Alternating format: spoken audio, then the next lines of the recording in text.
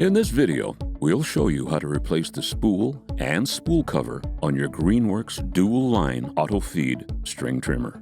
This guide can be followed for all battery-operated and corded models fitting this description. Be advised, your unit may look slightly different. However, these instructions still apply. Warning: this video is not a substitute for reading the operator manual. For more detailed instructions and safety warnings, consult the operator manual provided. Let's get started.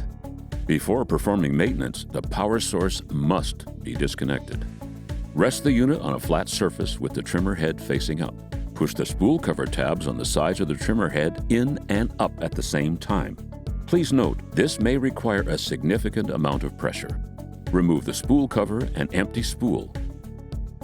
If the spool or spool cover are worn, we recommend replacing them. Install a new pre-wound spool by inserting the ends of the trimmer line through the eyelets on the housing.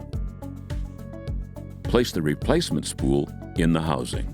Once seated, pull the lines firmly to release them from the guide slots on the spool. Reinstall the spool cover. For additional videos on how to maintain and operate your string trimmer, proceed to our YouTube page. Properly maintained, your GREENWORKS string trimmer will provide you with years of great service. If you have any difficulties or need replacement parts, contact us at greenworkstools.com.